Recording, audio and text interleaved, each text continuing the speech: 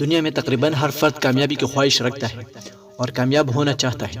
سوال پیدا ہوتا ہے کہ آخر کامیابی ہے کیا؟ مختلف ماہرین نے کامیابی کی مختلف تعریفیں کی ہیں۔ ان کے مطابق کامیابی میں مندرجہ ذیل چیزیں شامل ہیں: ذہنی سکون، خوشی، اچھی صحت، اطمینان قلب، شہرت، محبت سے بھرپور باہمی تعلقات، شخصی عزت و احترام، اقتدار، شناخت، اپنی پیشے میں عروج حاصل کرنا، اچھی فیملی، پسندیدہ پیشہ، اپنی پسند کے مطابق زندگی بسر کرنا، ایسا فرد بننا جیسا آپ بننا چاہتے ہیں، اعلیٰ مقصد حیات، اپنی مقصد اور گول کو حاصل کر لینا، اعلیٰ تعلیم، عزت نفس، مالی بے فکری، یعنی آپ کے پاس اتنی دولت ہوتا کہ مالیات کی کمی کی وجہ سے آپ کو کسی پریشانی کا سامنا نہ ہو۔ لوگوں کے 80% مسائل کی وجہ غربت ہے۔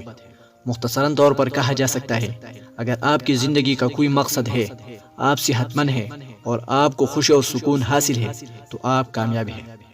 چونکہ ہر فرد کو خوشی اور سکون مختلف انداز سے حاصل ہوتا ہے اور ہر فرد کا مقصد حیات بھی مختلف ہوتا ہے، لہٰذا ہر فرد کے لیے کامیابی کا مفہوم بھی مختلف ہے۔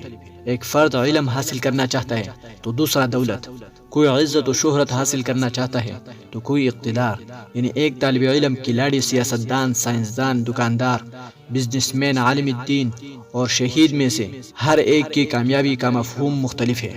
قائد اعظم پاکستان بنانا چاہتے تھے، عبدالستار ایدھی خدمت خلق، غازی عالم الدین شہادت اور ڈاکٹر عبدالقدیر ایٹم بم بنا کر پاکستان کو ناقابل تسخیر بنانا چاہتے تھے۔ لوگوں کی اکثریت مالی خوشحالی اور دولت چاہتے ہیں۔ عموماً کامیابی کے ساتھ دولت خود بخود چلے آتے ہیں۔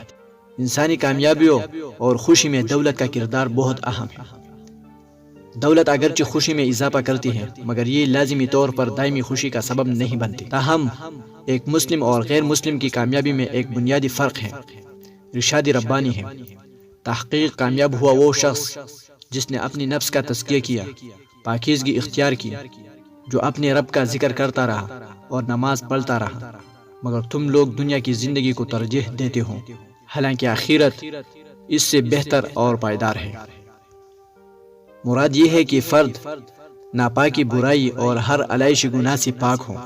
پاکیزگی سے مراد کہ کفر و شرک چھوڑ کر ایمان لانا، برے اخلاق کو چھوڑ کر اچھے اخلاق اختیار کرنا، برے اعمال چھوڑ کر نیک اعمال کرنا۔ قرآن مجید میں دوسری جگہ ارشاد ہے، پھر جو شخص آگ سے بچ جائے اور جنت میں داخل کیا جائے وہی کامیاب رہا۔ آخر کار ہر شخص کو مرنا ہے اور تم سب اپنے اپنے پورے اجر قیامت کے روز پانے والے ہو۔ کامیابی دراصل وہ ہے جو وہاں آتش دوزخ سے بچ جائے اور جنت میں داخل کر دیا جائے۔ لہٰذا ایک مومن کی کامیابی آخرت کی کامیابی ہے اور ناکامی آخرت کی رسوائی ہے۔ کامیابی ایک مسلسل سفر ہے، اس کی کوئی منزل نہیں۔ اگر آپ کامیابی کے سفر میں کہیں ٹھہر گئے تو آپ زوال پذیر ہو گئے۔ 8-10 غریبوں کی ایک بار مدد کرنے کے بعد اگر آپ رک گئے تو آپ کی ترقی رک جائے گی۔ ترقی رکی رہی تو آپ زوال پذیر ہونا شروع ہو جائے گی۔ چنانچہ ایک کامیابی کے بعد دوسری کے لیے کوشش شروع کر دیں۔